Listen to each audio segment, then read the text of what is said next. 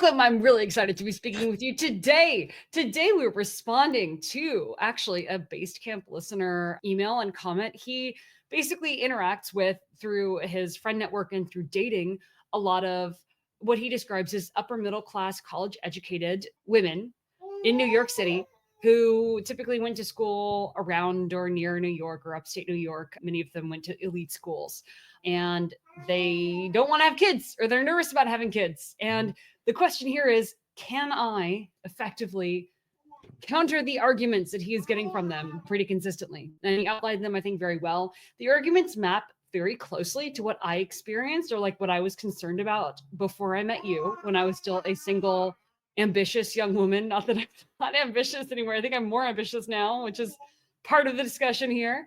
So let's just dive right into his compiled complaints of these young, ambitious, successful women.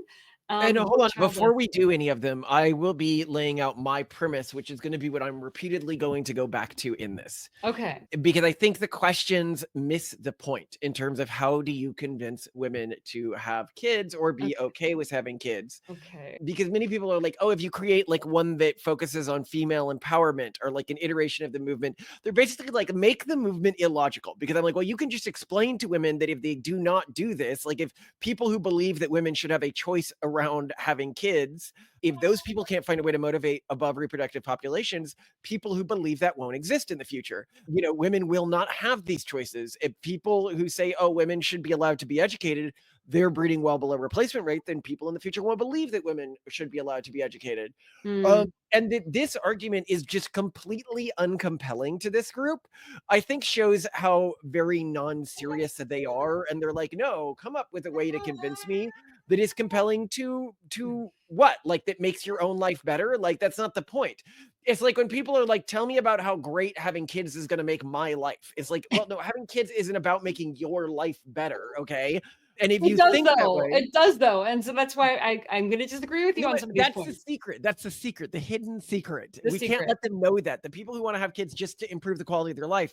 But I here want to say that how has society gotten into this place? Oh my God. It's like that really annoying Zen monk thing where they're like, no, you won't achieve enlightenment until you give up trying to achieve enlightenment. That's so freaking annoying, but it's also kind of true in this case.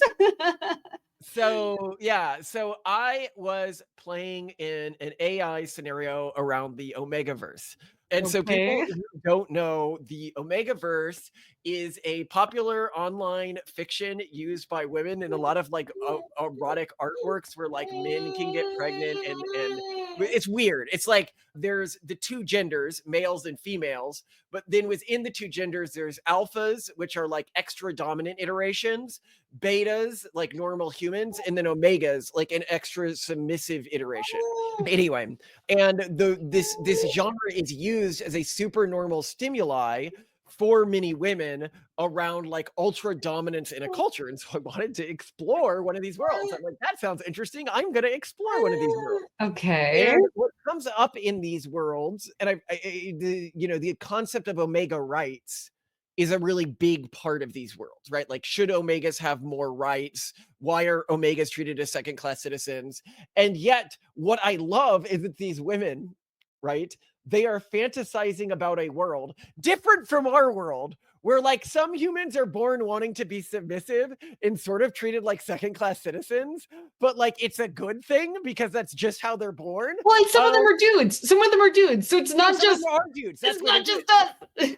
Oh, no, but the point I'm making is they have basically reinvented the concept of a male-female split and then built it into a fantasy world where it's all. But it's not anti-feminist because it's not anti-feminist because they can have male-male romances. Yeah.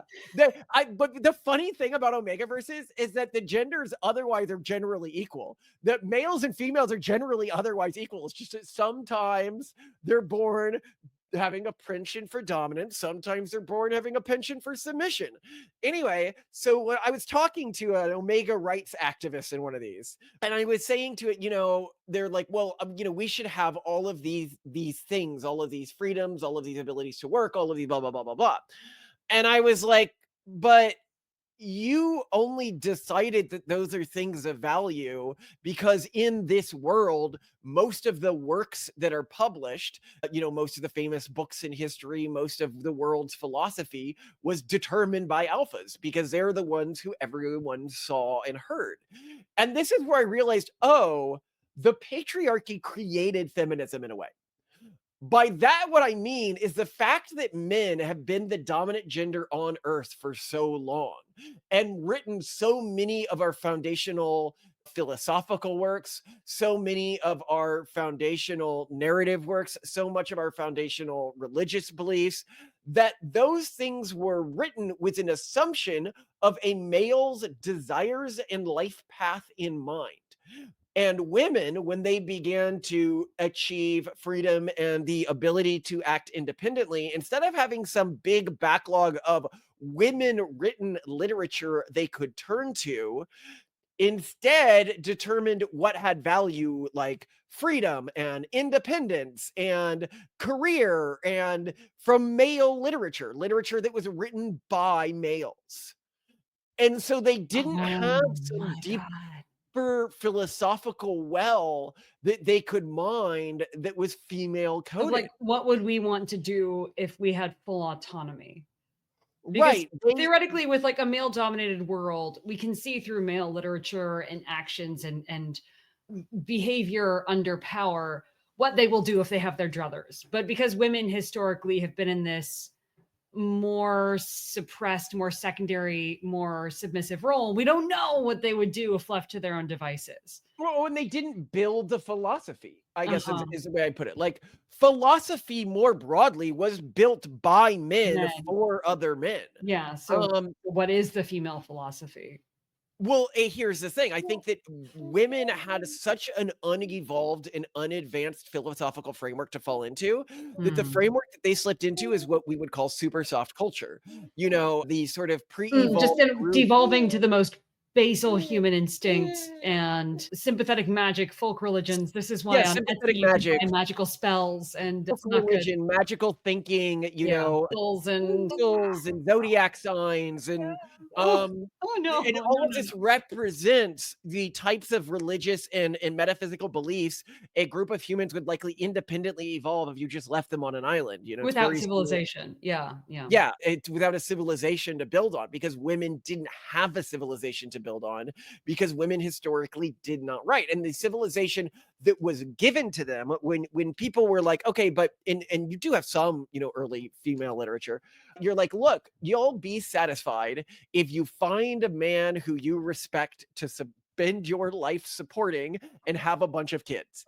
That's There's these different there's the you'll be happy by serving men. And then there's also the other philosophy of you'll be happy by being a man, which is also not really working out. well, no, no, no, but the happy serving man, I mean, that's what they had to go on, and they're Yeah. just like, "Wait, why does this look so different than what the male code book is, what the developed code book is?" And it's very much like an omega talking to an alpha in Omegaverse. Like, why do omegas get pushed towards these pathways? And it's like, well, because you're evolutionarily optimized for these pathways. Hmm. You find satisfaction in submission the way other individuals could not. You find satisfaction in child rearing in the way other individuals could not and do not. So Um, to oh god, to pass this on to fiction that is more widely read, there's this whole kind of annoying arc in the Harry Potter series where Hermione Granger tries to free house elves who find it extremely insulting, this idea that they would be freed. They really don't want to be freed. They really want to serve their house. And this idea of giving them rights is totally not what they're into. And you're kind of this within our house elves is what maybe you're kind of saying. well, it's funny that you mentioned this because a lot of people don't know this today, but the anti-suffrage movement, i.e., voting for women movement, was led That is predominantly that is by women. Women were like, "This is a bad idea. And this, yeah. I decided to Google this just to make sure I wasn't bullshitting, and here's the first search result I got. And I will quote from Wikipedia. While men were involved in the anti-suffrage movement in the United States, most of the anti-suffrage groups were led and supported by women. In fact, more women joined anti-suffrage groups than suffrage associations until 1916. While these groups openly stated they wanted politics left to men, it was more often women addressing political bodies with anti-suffrage arguments. During the fight to pass the 19th Amendment, women increasingly took a leading role in the anti-suffrage movement. So the suffragettes are Hermione Granger and the Right, and they're fighting against other women. A lot of people don't realize this. Phyllis Schlafly and her earlier predecessors. Well, and what do we see? Were they right? As women have gotten more rights, and you can see this on charts of female happiness over time, female happiness goes down. Female happiness has been going down dramatically since And the it early keeps showing 70s. up in all these different ways. I mean, you have one generation, there's Phyllis Schlafly, you have the next generation, you have stay-at-home girlfriends, and you have trad wives, and you have, yes, this glorification of a softer, slower life. And yeah, it's interesting. It's something that, and it feels so toxic to succumb to it or to wrap yourself in that warm blanket, because we've been normalized so much to male standards of success that like the average male would, find it insulting to enjoy or appreciate that. And I think many women have been raised, I certainly am, like, to hear that myself, I'm like, oh no, like, no, my entire programming has been built around very masculine standards of success. Have a business, make a lot of money, get powerful, get famous, get, like, change politics, change the world, do it myself. And this idea of, hey, maybe you can take care of kids and, partner up. Even just the idea of partnering up with a spouse, male or female, but like a husband, certainly. Oh my God. Like, there, it just goes against so much programming. And, for context, I grew up in the heart of the Silicon Valley Bay Area, right next to San Francisco. Like, I definitely grew up in what you describe as woke urban monoculture culture. But again, this is why I think I'm very qualified. You're answering this question of why should an ambitious young woman have children in a very Malcolm way, which is you don't answer the question and you just say what you want to say, which is not speaking to the audience. I can answer these questions speaking to the audience. I can speak in the language. Speak to the audience, because you did it. You now have this life, and you seem to like it. You find it more satisfying, I think, than the life you would have had. Well, yeah, but I'm also kind of cheating, because who actually is making the money in this family? Who actually is controlling all the finances? Who actually, that's like kind of the problem. I'm not very trad wifey, right? Like, who's the stay-at-home partner who is, engaged in the Actually, arts you and say this, but takes care of the kid? I have found that this is the norm in a lot of relationships I know today that work. Is we talk about short sword and shield partnerships. Uh-huh. Is the wife is typically in charge of the stable job and stable income streams, Mhm. and the husband is in charge of things that could move the family Yeah, upward, yeah. Like i.e., the venture capital versus the stocks versus the bonds. no, the stocks versus the bonds, or the venture Yeah. capital versus the bonds, right? Like the Yeah, the man going will a be Viking versus the homestead farming. Yeah. starting, the entrepreneurial venture. They might be starting a podcast. They might, like those sorts of things where the Yeah, woman's whereas the over other there. person has like a salary job with benefits. That's I mean, who does all the stable. work for this podcast, right? You You do do. the Yeah. talking, yeah. Yeah. But anyway, I just continue. show up. Continue. Create exact Let's arguments against theirs. Yes. Yes, because I'm very grateful for the arguments that this Basecamp listener compiled, because they definitely were the concerns that I held as an ambitious young career woman working in San Francisco, 23, 24 years old, who was absolutely vehemently against the idea of having kids. So let's go into it. So he says, I've heard concerns like, pregnancy makes you give up your old goals that make you cooler, so you become a boring mom. I definitely felt that way. Now, my answer to that is, okay, just what were these old goals and how cool were they? And that's the thing. People aren't thinking about the counterfactual and just how boring basic people are. I would also argue coolness here is defined by distance from the dominant cultural group. Yeah, or just relatability to you. So like if suddenly someone just starts talking about, their kids and family logistics and you have no relation to that, of course it's not interesting to you because you don't engage with that. But if they're talking about the logistics of the orgy, now that's cool. Yes. Right? That's weird and subversive and Well, but I would also argue that most people who become boring moms were boring before they became moms. Like maybe now all they do is talk about parent stuff, which by the way is bad etiquette. Like no one should just talk about the boring. I think that you're making a fundamental mistake here. They are defining cool, and this is important, and I think it's a big problem why women have a big problem in terms of engaging or getting through fertility collapse is men, generally speaking, if you're talking like the difference between male and female brains, what they're cued to determining is the objective truth of reality. A depressing number of people are not cued to determining the objective truth of reality, but what is the socially normative view on reality? Reality, morals, everything. At the end of the day, that's what wokeism represents, is a desperate drive to both determine, untethered from actual reality, what are the normative views on reality. And okay, you're not answering in terms of their language, though. I would just argue that one, they're probably already boring if they're like that. And there are many women who become stay extremely interesting after having kids. I think it's more just like the people who become boring as moms were boring before that. I don't know very many interesting women who don't have kids. Oh, I can name.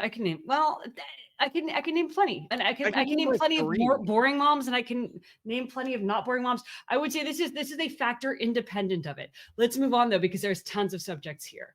So concern 2, I've heard people cite family members who used to be cooler and then became less independent and started supporting Trump. we're getting coolness with not being.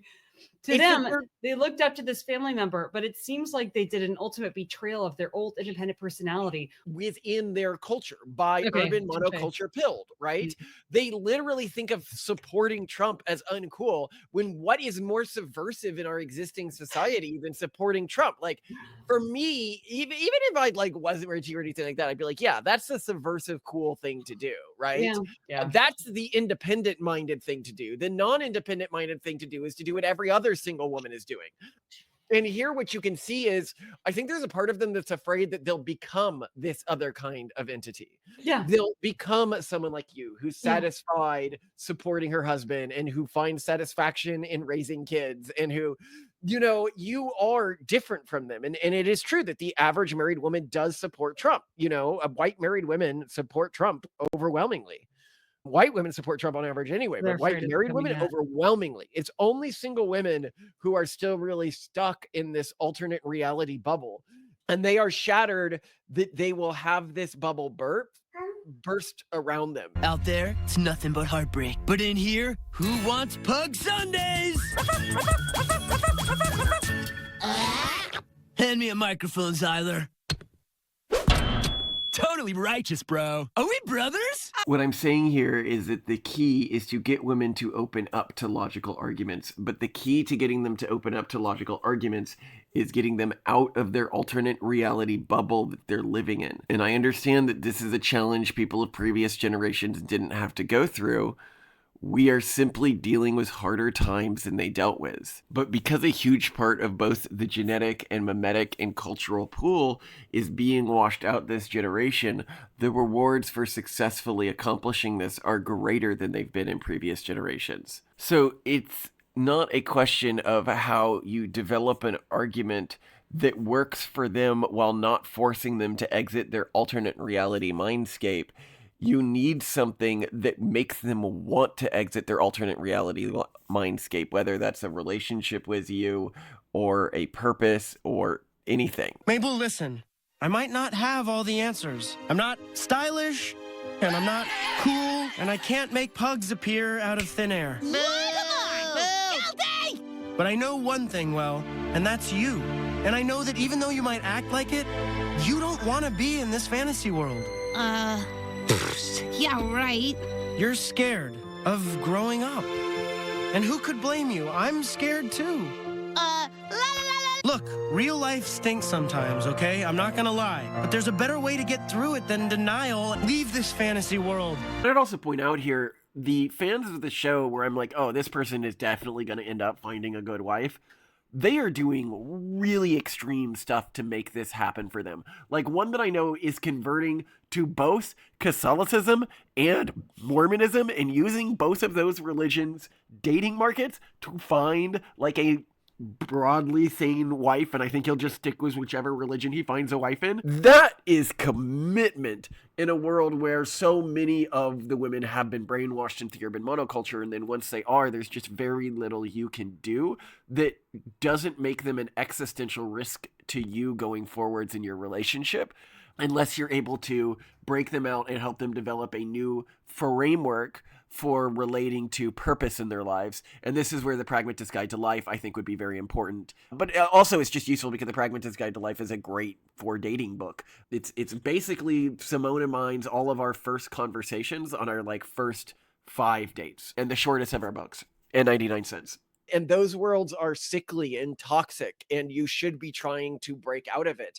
And so their fear, and what almost needs to be argued to them, is like, actually forget about this whole, have kids things. Why do you still think Trump is bad in 2025?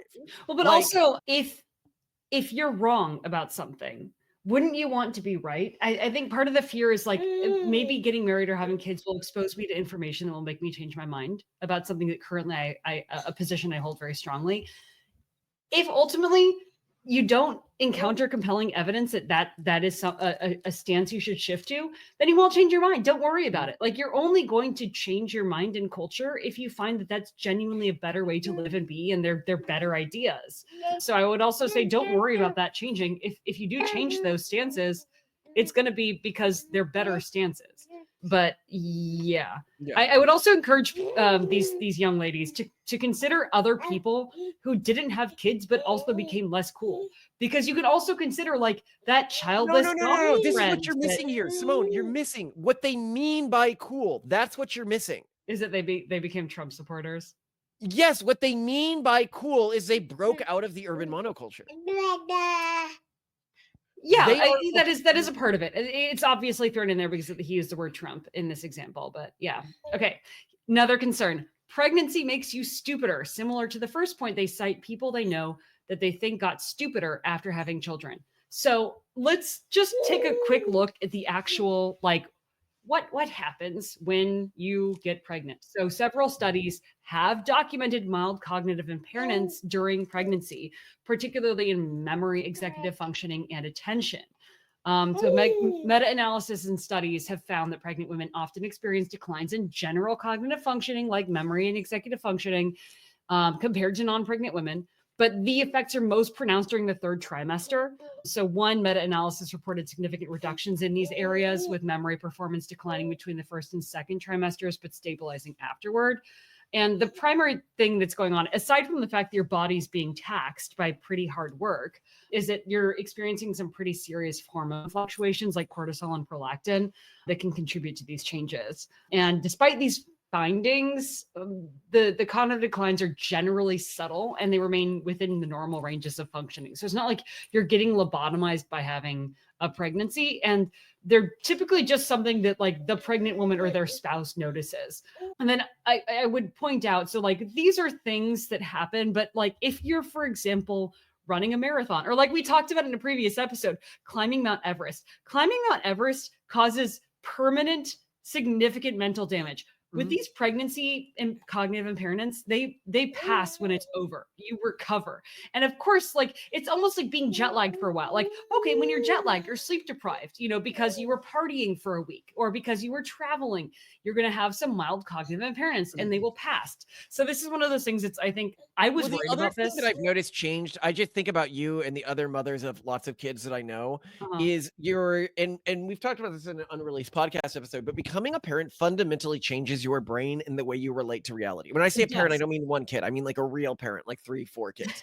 The changes really seem to take place. And we were talking about this on the Discord, is 3+ kids is when you get the pretty big changes. Research has very concretely shown that during pregnancy, even a first pregnancy, the brain experiences reductions in gray matter volume, particularly in areas associated with social cognition, like understanding emotions and intentions of others. So that happens the first time around too. Like these are actual changes, but they're thought No, to I make the brain understand, more but the point efficient I'm and better making equipped, not worse. is Like they they're helpful. assume that these changes mean that women are dumber, which fundamentally haven't been shown. It's changing the way they socially relate to things, the way they relate to the world, It's and about like resource allocation efficiency, understanding that the brain is shifting gears and preparing for different types of terrain.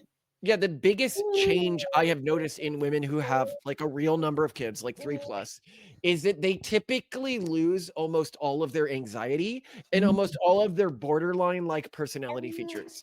It's amazing. Yeah, as it was put in Hannah's Children, there was like one quote from one of the interviews that Catherine did, something like having a certain number of kids burns the selfishness out of you. And I just love Yes. this metaphor. It really is like it just burns it away, like this cleansing fire. It's so cool. But And also, I yes, think anxiety too. that women who don't have that, they're in this state of constant, I'd almost say mental collapse after Mhm. especially a certain age, which is why they need all the therapists and everything like that. Like you don't see any therapists, you're not on any psychoactive medication, you're not, and you're perfectly happy with your life, you Yeah. know? No, better, way happier than I was before I met you and before I had kids. Like incrementally. Like I was definitely happier after we got together. And then I got even happier after having one kid, and then way happier now after like four. Well, and it's because it's how your brain is structured. Yeah, but I remember before we had our first kid reading this one book about specifically what happens to women during breastfeeding. And I it described it as like the bovinification of women. Like it did have some like mild kind of drugging effects. Like it made kind of women blissed out and happy, but kind of I I mentally equated the effects to like to cannabis consumption, of just kind of blissing people out and making them comfortable with the fact that they're like being a cow. Yeah, as you know, I'm not very into breastfeeding, but yeah, I mean that is a thing, but that's also a lifestyle choice. I love it. You're saying like Bovinification of bovine, women. like Yeah, I may not be into that. So there are things that maybe could kind of do that. But I would also point out, and here's the thing, is there is research indicating that having children actually, especially as someone who's not doing it in a really resource constrained way, will stave off cognitive decline later in life. So yes, and women it with 2 to lengthens your 3 life. children tend to have better late life cognitive performance compared to childless women. Having 2 or more children has been associated with modestly lower dementia risk compared to being childless. And this pattern is observed in both men and women, but is particularly notable among women. And then research using brain imaging has found that women with 2 or 3 children tend to have younger brain age compared to childless women, which correlates with better cognitive performance. So that, I think, you have to look at the big picture. And while there are certainly like short-term. Look who's here. Oh shit. Hello. I am so sorry. Oh, no You're problem. good. We had started a different episode, but hey, we got enough of this and we can finish it up later, Simone. Exactly. So we'll do this episode now, then we'll do dinner, all right? That sounds good. Yeah, I'm doing my first experiment of Szechuan chicken. We're back. We were talking about how pregnancy, young, ambitious women think pregnancy will make them more stupid. And while, yes, obviously anything that is physically taxing is going to have some effects on you, duh. Like, let's say you're running a marathon. At the end, do you think you're going to perform really well on like executive function and cognitive reasoning? Maybe not, but maybe that's because you're running a marathon. Maybe that's because you're climbing a mountain. And maybe that's because you're growing a human. But guess what? It passes after you give birth. And there's research that indicates that women who have children have lower cognitive or lower dementia risk later in life and improved cognitive performance. So again, I think this is really huge, especially the research that found that women who have 2 to 3 children tend to have a younger brain age as gauged through brain imaging is super interesting to me. One thing that's also interesting to me, which shows the nuance of this argument, that I'm not just like universally like, yes, have kids no matter the resources, is that often this research that found that women had lower risk of dementia and better cognitive performance later in life found that that was primarily for women with 2 to 3 children, and that women who had more than 3 children were more likely to show signs of Okay, like so either no improvement. And I think that's because the researchers theorize that's because these women were in lower socioeconomic stratas of society and more resource constrained. So these people were living with stress their entire lives. So I was going to go through, I thought you'd find this interesting. I collected a number of stats on how pregnancy changes the body Oh, and in positive ways. We were going to do an episode on just this, but I can quickly run through it. A we should do a 2017 separate episode on just this, by the way. A 2017 study involving 1.5 million Swedes found that people with one or more child, regardless of gender, tend to outlive child-free counterparts. Adoptive parents saw even larger longevity benefits. Adopting one child added 3 years to your lifespan. Adopting 2 to 3 children added 5. Women who had their first child after the age of 25 were more likely to live to the age of 90 compared to those who had their first child earlier. Women who had their last child after 33 had twice the odds of living to the top 5th percentile. Now, I would assume that this is probably a health correlatory issue here. Okay, mommy brain. All right. Mommy brain. The often cited research when a mother forgets something is real, but it's actually fantastic. Research has found that having kids makes women's brains bigger in certain areas, particularly those related to motivation, reward, and emotional processing, and reason and judgment. A pretty good compensation for occasionally leaving the keys in the fridge. Studies have shown increased acute pain tolerance during pregnancy in both animals and humans. And a first of its kind study has revealed that the architecture of women's brains changes strikingly during their first pregnancy in ways that last for at least 2 years. In particular, gray matter shrinks in areas involved responding to social signals. We found most pregnancy-related gray matter volume reductions persisted 6 years after partition, but you get benefits in other areas, particularly emotional processing, multitasking, and efficiency, and long-term cognitive benefits. One study suggests that parenting multiple children over a lifespan may benefit brain health, particularly in later life.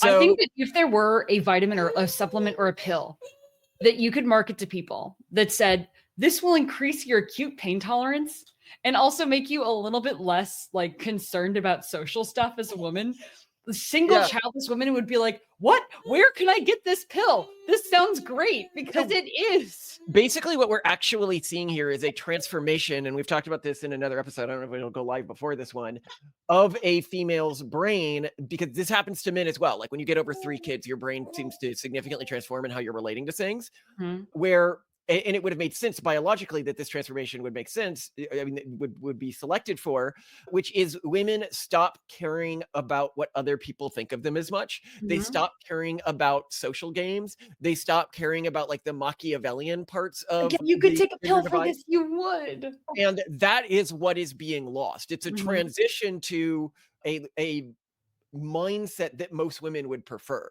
Yes. And as we know now, all those sayings that were like, oh, a woman is less satisfied if she's married, but you need the husband out of the room for this to be recorded. Well, it turned out that what that was asking is not like a husband had left the room. It was, has your husband died? They were less satisfied when their husband had died or had left them. So Mhm. Yeah. women are more satisfied if they're married. Yeah. Now I do. So I don't want this to be a propaganda video. All right. I want to be realistic. And I think it's important for us to point out that yes, pregnancy can increase the risk of certain health conditions like hypertension, gestational diabetes, preeclampsia. But it And also these, prevents certain health conditions a lot. yes. Certain For forms of example, cancer. I have pretty bad, well, I came into my pregnancies, my childbearing years, having pretty severe osteoporosis. And this is a result of having an eating disorder in my youth. And this is a common thing for young women who had eating disorders and lived for a long time with low birth rate or had hypothalamic amenorrhea. I took Fosamax to attempt to ameliorate this and took regular DEXA scans to check my bone density in response to the Fosamax dosage. Didn't really do a whole lot of good, to be honest with you. Plus, it has a lot of risks associated with like, you have to tell your dentist even when you get, a dental cleaning and you're on Fosamax. So I had to stop taking it because you're not supposed to take it while you're pregnant because typically this is for like very old women who have osteoporosis, not women who are going through pregnancies. I had to stop taking it. was really worried about things like pregnancy and breastfeeding because these things are known to leach calcium from your bones. Well, it looks like the body kind of has some, measures to make up for that. So, though, yes, it can leach calcium from your bones and a lot of other things, pregnancy can leach a lot from your body. It seems to also sort of reopen your body to restoring itself much more effectively, kind of like bringing back adolescence. My bone density is better now. In fact, most of the areas in which I had severe osteoporosis in my lumbar spine around my hips has now changed to just osteopenia, which is it's not great bone density, but it is actively improved. And I'm no longer in super dire straits in several parts of my body, which is huge. So again, to Malcolm's point, pregnancy can also help. It's not just you. So another great example here is the other famous pronatalist Collins family. They're not explicitly pronatalists, but they have 9 kids, and she's a mommy blogger. It's a interracial couple. They're she seems like a sweet person. Honestly, the Fundy bloggers love to rag on them. But anyway, it appears that now she doesn't appear to be drawing this connection, but she's been having kids pretty much constantly for the past 9 years or something like that. And before this, she had pretty severe multiple MS, I want to say, or wow. one of those. I'll change it and post if it's something else, but it's a neurodegenerative disease that we know from research pregnancy stops. So one of the fears that some of the people who watch her have is if she stops having kids, she's going to immediately die. Oh my God. When you stop having kids, it's like her body right now is speed. You can't go under 90 miles an hour. The body explodes. It's speed. Yeah. And so it just I think the research says for in terms of just aging people, I think a lot of young women are really concerned about advanced or premature aging. So, and it is true that several studies suggest pregnancy can accelerate biological aging. For example, markers of cellular aging, such as telomere length and pregnancies such as telomere length and epigenetic shocks indicate women who experience multiple pregnancies could age biologically faster. But this effect has been observed mostly in young, high fertility women and is linked to the physical stress of pregnancy. And a lot of these effects also seem to sometimes reverse or recover after pregnancy, like we've been discussing. But I just want to give some perspective to this, because basically what we're looking at is a stressful event having an effect on the body. Oh, wow, being physically demanding on your body has effects. But keep in mind, so for comparison, alcohol, all right? Most young people like to drink a little. Drinking more than 100 grams of alcohol per week, which is about 7 drinks, is also linked to shorter life expectancy and increased risks of cardiovascular diseases such as stroke and heart failure. Even 1 drink per day could slightly reduce your lifespan compared to a complete abstinence. And okay, let's say another thing, people are really concerned about giving up because they're going to have kids. Travel, right? Oh, I just want to travel the world. I want to go to Europe and Asia. Well, keep in mind, chronic jet lag from frequent time zone changes can disrupt circadian rhythms, which are crucial for regulating biological processes. And the disruption can be associated with increased risks of cardiovascular disease, cognitive decline, and even cancer over time. Plus, really, really frequent flyers, even especially airline pilots, also accumulate radiation levels comparable to those who work at nuclear power plants, which has been linked to obviously severe cancers like melanoma and breast cancer and flight crews. I'm just saying, a lot of the parentless life isn't without its perils as well. Drinking and traveling and having fun can also accelerate aging. But we also know, as I said, that the people without kids die earlier. So yeah, it makes sense. But I point out here, and I think that this is a really big point, which is that and it's one that you made really well there, which is that everything you decide to do is a trade-off in terms of your life. And everything kills you. When there's microplastics, I don't know, everything's going to kill you. And what for example, actually, I think we can even make this argument. One big problem of eating out is that there are extra microplastics in all the food that you get when you're eating out, because one, in many public health regulations, you have to use plastic cutting boards. That gets more plastic in your food. They're microwaving stuff in plastic bags. Things are being stored in plastic containers. So okay, your eating out habit is also going to kill you. Well, I don't know. But the point I was making is that you have to consider what you are trading that sliver of your life for. Are you trading it for a whole additional human life, Yeah. or are you trading it for personal indulgence? Keep in mind, it's like, oh my God, even if it turned out that every kid you had lowered your lifespan by 2 years, you're trading those 2 years for somebody else's 90 years. Like, how is that? Ooh, there's also the point, and this is something that we have spoken with each other a lot in the past, but in terms of like how to make it a life feel long versus feel short, and a monotonous uniform life where not a whole lot changes, like you kind of do the same thing every year, like you take a trip and you work and you take, whatever, where it's all just kind of the fun same thing that doesn't change a whole lot, can just suddenly like collapse and seem like it just was over in a second. Yeah, but these people, they don't even want to live that long. I mean, like, this is the other thing, right? Like, a lot of these people plan to like off themselves when they reach a certain age. It's Come on, you ape! You wanna live forever! like, who actually wants to be 90 anyway? And if it gives me cancer when I'm 80, I don't care. Who the hell wants to be 90 anyway? So with a highty-lighty-lighty and a highty-lighty-lay. Well, but there is a pretty significant group of people who don't want to die and who want to be young forever. My argument, though, is that if you want to feel like you had a really, really long life, a really big way to do that is to have lots of really, striking changes in your life. And nothing makes every day feel new like being with a person who's constantly growing and changing and evolving and getting older. It just makes it feel like 1 year was multiple lifetimes because of just all the new things that are happening and developing. So let's get back though to the grievances and concerns. And another one, which I don't think you can answer to at all, but I can, is that pregnancy is scary and painful. And I would argue that it is only scary and painful if you make it so. Anything can be made scary and painful. Travel can be made scary and painful. Leaving your house can be made scary and painful. So I wouldn't worry about it. And I would say, and I was talking with someone else about this recently, that giving birth in modern hospitals, if you don't want to feel pain, oh my God, you will not feel a thing. When I delivered Indy here, I was in insane pain, but you know why? Because, I'm like splayed out getting a C-section, right? Like the most pain I felt was I tried to crane my neck so much to see like beyond the curtain in surgery that I hurt my neck. And then I'm like, oh, my neck hurts now. Like that was my biggest grievance. That was what hurt the very most in the entire process of getting and recovering from a C-section was, I twisted my neck a little bit trying to see a surgery, to see the gore. So I think that that's another really important point, is that in a world of modern medicine, doesn't really hurt that much. If you are afraid of pain, you can just get the epidural. It's fine. All right, keep going. Next question. All right, next question. Okay, so another big concern is if they have kids, they won't be able to devote enough time to their kids because they're focused on their career and they feel like it's not fair to their children. The comment was paired with them saying they don't really value having kids that much and they give up their career, which was a career advancing science they valued so much. Okay, I'll reword this. Basically, the concern is that they really, really value their careers and they're not going to give them up to raise kids, but they feel guilty that the kids are not going to get what they need because they're so busy focused on their careers. So this needs to be disintermediated as a question. Yeah.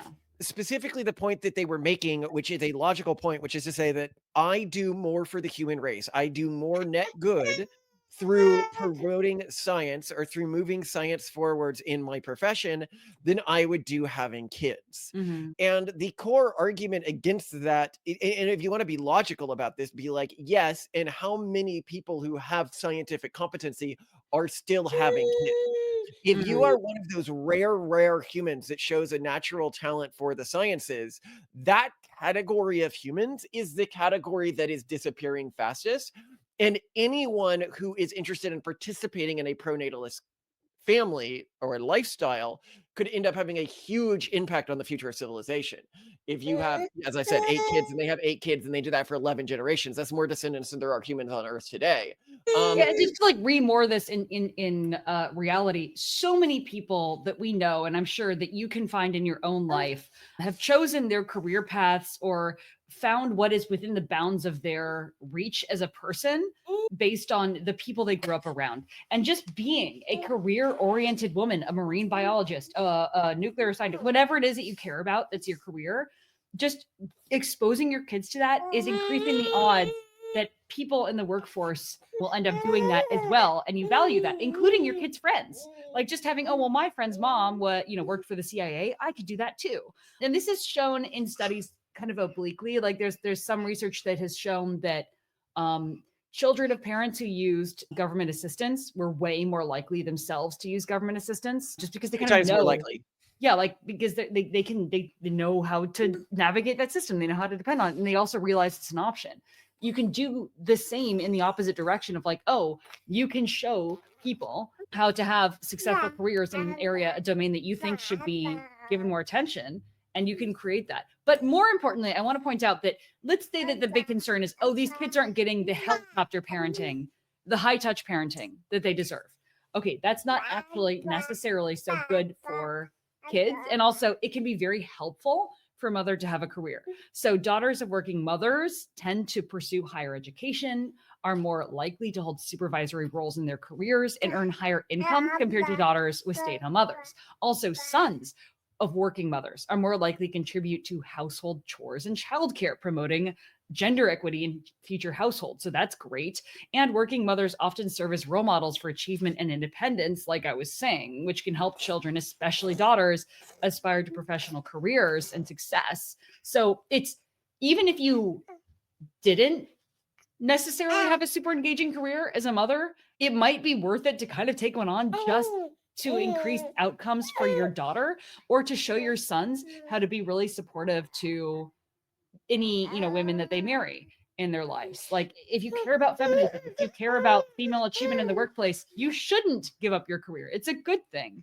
So let's see, what are the other complaints? But I think this one here is really about somebody's in this mindset, you're likely just not going to be able to convince them. Like if they're in this mindset, they can either accept reality that certain traits are heritable, right, or not.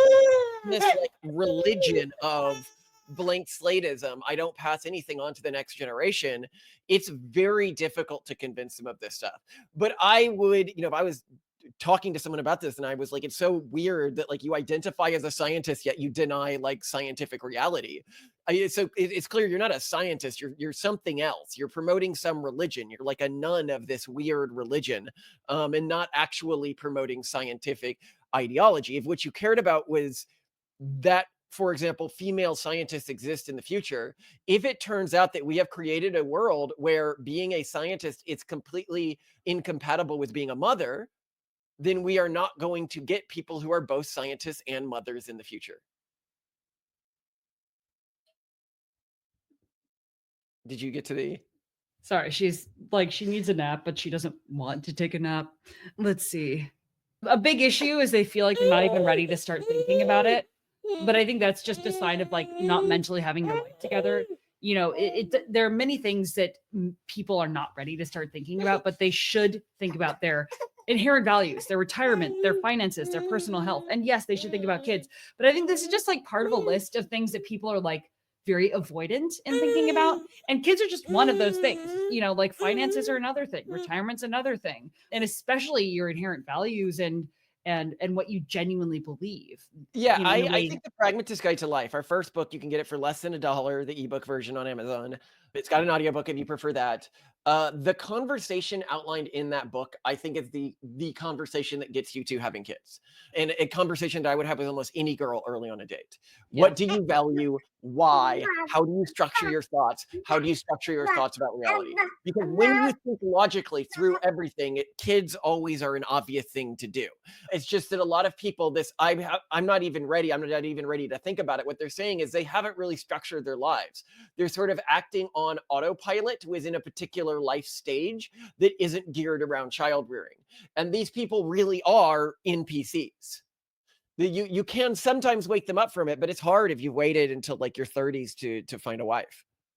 Well, and just because you're not ready to think about something doesn't mean that's okay. People can be like, well, I'm not ready to think about getting treatment for my cancer, but Sweetie? I'm not ready to think about, the fact that my mom's dying. It's like, well, Yeah, well- maybe you should. Yeah, I mean, I don't know what to tell you, but like, There's a ticking clock there, buddy. yeah, like this is a train hurtling straight toward you, and you're gonna have to deal with this and many other things that aren't necessarily easy to navigate. Another big concern is that they weren't necessarily thrilled with how their parents parented them, and they fear that they will not be good parents. My most common thought and response to this is, if you're worried about being a good parent, like if you're like, oh well, my kids get some, good enough, you're one of the few that actually is going to make sure they get good enough. The really bad parents are typically like, I'm the best parent, I'm a wonderful mother, I'm perfect, or they're not thinking about it at all. And if you're worried about being a good parent, you probably are going to do a pretty good job. Oh, God, then that's a big red flag for me, because I'm the greatest and best parent ever born. Oh God. Well, our kids have me, so. Oh no, did you just realize? No, you are so amazing. The kids love you. You are this beautiful, warm force in their lives, and I think you're totally I don't know. They say justified. they love mommy more whenever I'm the only one around. No, they play us off each other. It's always, well, Daddy said, I'm gonna ask Daddy. But that's because they're doing their job. You got to play both sides. And then there's, of course, the classic life is just suffering. But again, and you can watch all our episodes on antinatalism, whatever, but this is just not true. Surveys suggest that the majority of people report being relatively happy. For instance, a study in the US found that about 31% of adults describe themselves as very happy, 57% as pretty happy, and only 12% as not happy at all. Also, research shows that happiness can coexist with suffering when individuals find meaning or purpose in their struggles. This aligns with the idea that enduring challenges can foster a deeper sense of fulfillment.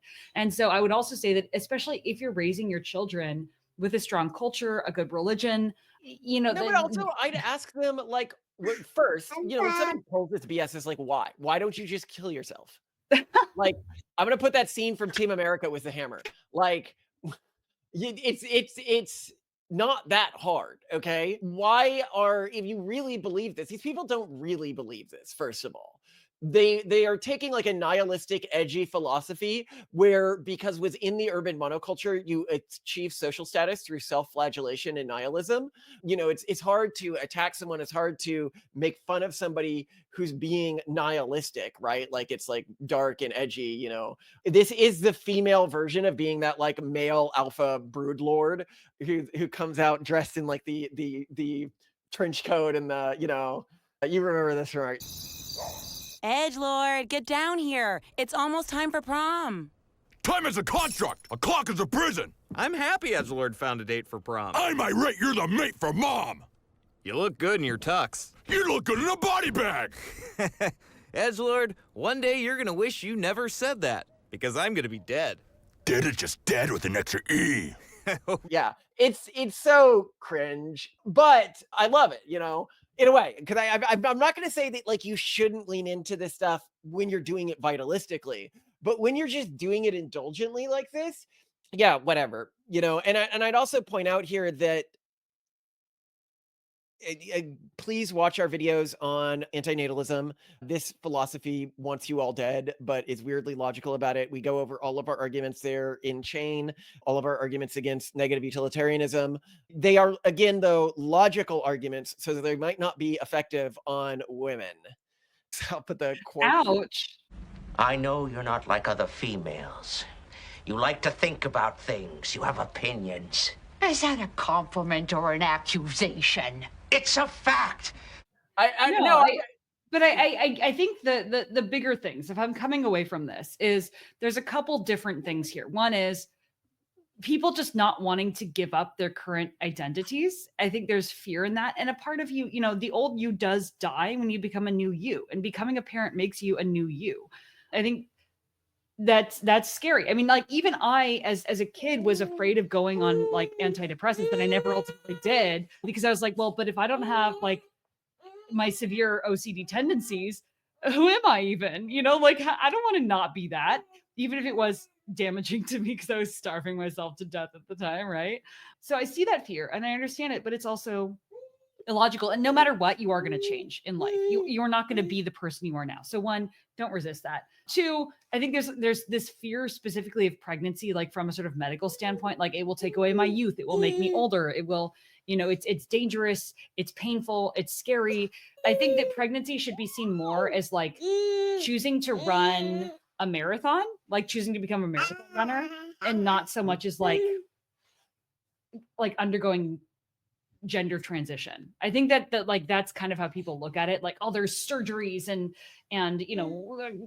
hormone changes, and it's like it's going to change me forever in like a bad way, and I'll get dumber. Like they literally kind of see what you and I see as the effects of transitioning your gender. They see as the effects of pregnancy, which is scary. We're like, no way, I don't want to like have IQ effects and osteoporosis and stunted growth and premature aging. Except in one case they're real, and in the other case it's mostly beneficial effects. That's the thing. And so I think that the important thing what you're absolutely right about is when you have kids, you transform as a person. You enter a new stage of your life. Like when you get to 3 or 4 kids, it's as big an effect as puberty is in terms of who you were before and after that. Yeah. You care dramatically less about what other people think of you. You care about social things dramatically less. You care dramatically more about, living, I think, a life that is, what's the word I would use for this? Like a purposeful life more. You're not as focused on the self anymore. The insecurity is gone. Yes, it burns the society. And I can understand if you look at this from an outsider, you're like, oh my God, that's a horrifying. Like I'm a caterpillar. I don't want to become a butterfly, right? Like, I am a caterpillar. I stopped being a caterpillar. Let's not kill you. I don't want to like vaporize the caterpillar. And it's like, I'm sorry, but butterflies are better. Don't you want wings? Don't you want the wings? Titan wants the wings. She loves her little butterfly wings. Don't worry, I have 3 replacements because I know she broke hers right away.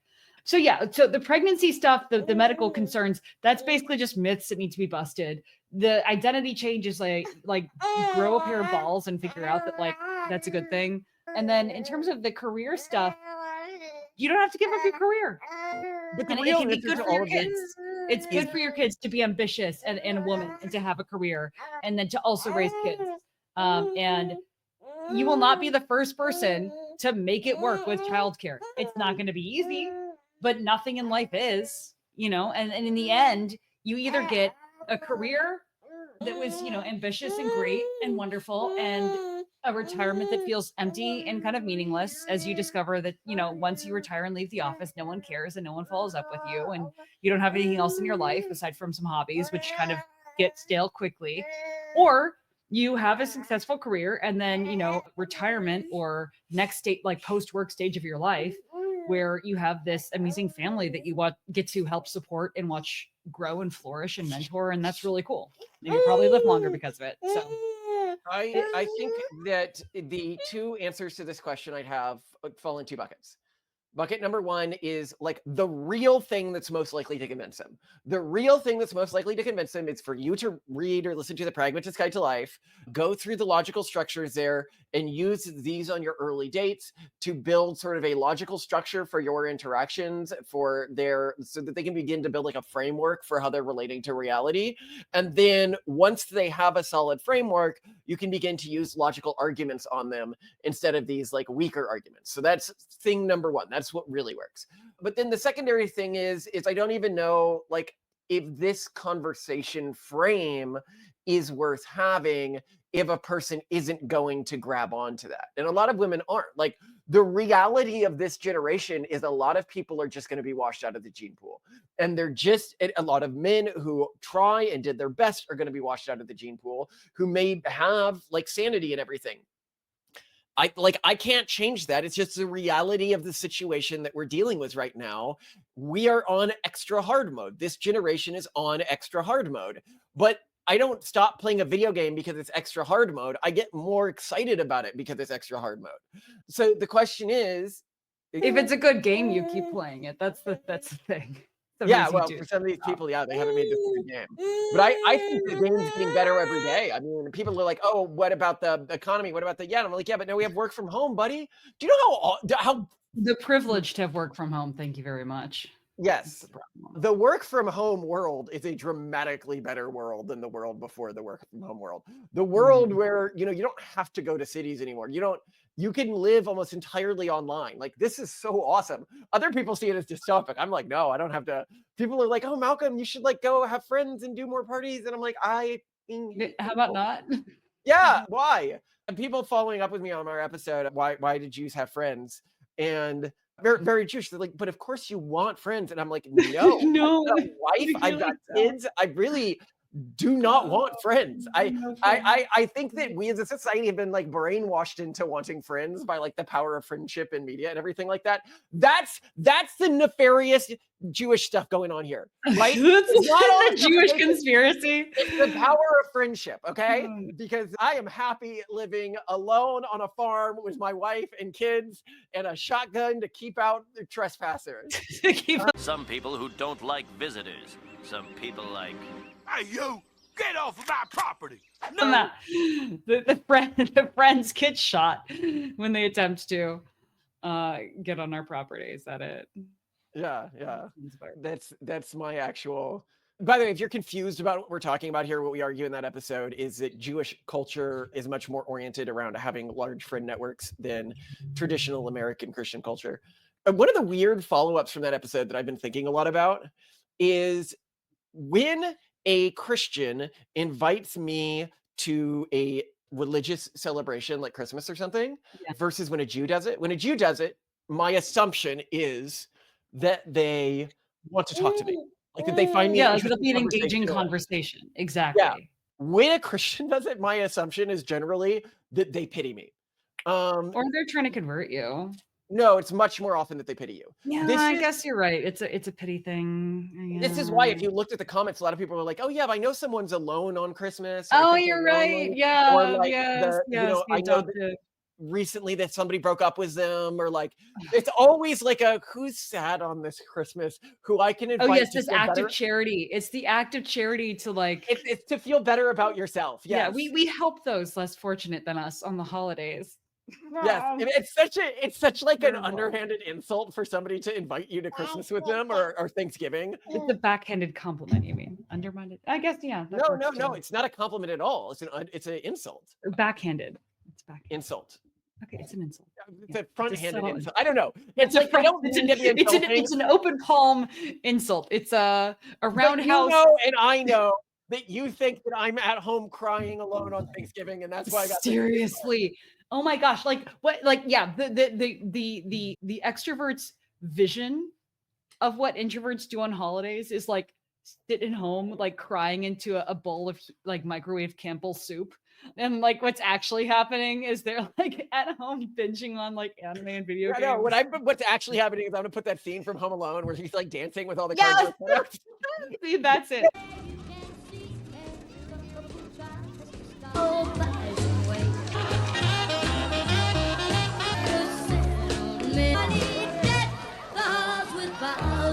That's it. That's it. It's you told me about how you used to on Christmas in DC when you were alone and not with your family, go and look at all of the families through the windows, and that's true. Yeah, someone like saw me walking. Yeah, I would like walk around the really nice neighborhoods in DC on Thanksgiving, like looking into the windows, seeing all the happy families, and I would just sit there and be so happy I was not with them.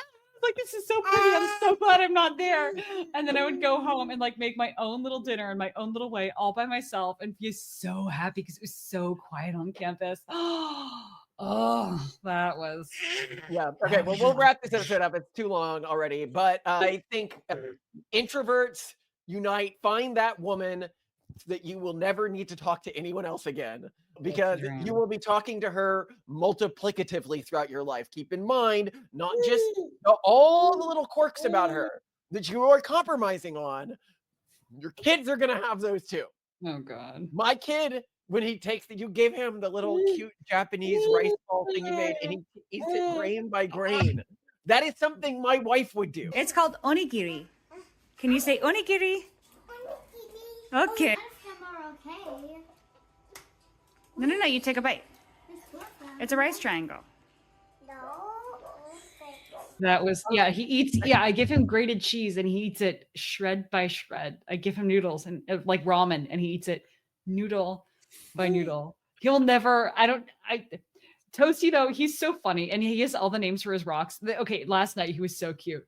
So Toasty shows me his bag of rocks at the end of the evening, our dear Torsten, nominative determinism here. And he has a name for all of them. And he's showing me and he's like, this is my, of course he's the pizza rock. You know the pizza rock, right? That he and Titan, but I don't know it's which the one that pizza is. rock.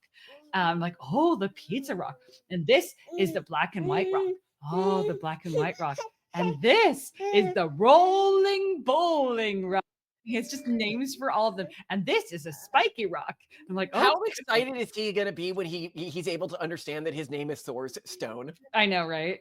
And then he pulls out another rock, and I'm like, oh, what's this rock, Torsten? And he's like, I think it's quartz. And I'm like, I think it's quartz. I think it's quartz. I love how you have like these two rolling rock. ages next to each other in his brain. The roly-poly. Oh, this one's quartz. I think it's quartz. I'm like, okay, Torsten. Oh my God, I love him so much. I gotta put something of Mod Pie here, playing with rocks. Do you know a lot about rocks? Yes. Have you ever come across some kind of super powerful stone that can store the cutie mark magic of, I don't know, an entire village? Yep. In the big cave. Anyway, love you. We gotta wrap this up. Okay, bye. Did you smash so well that it got all... Oh my gosh. Okay, you smashed it very effectively. There we go. All right. Let's do another one. Good job, Smash Potato Man. Okay, I'll scrape that off for you. All right, we'll do another one. You are great at this, buddy. Yeah.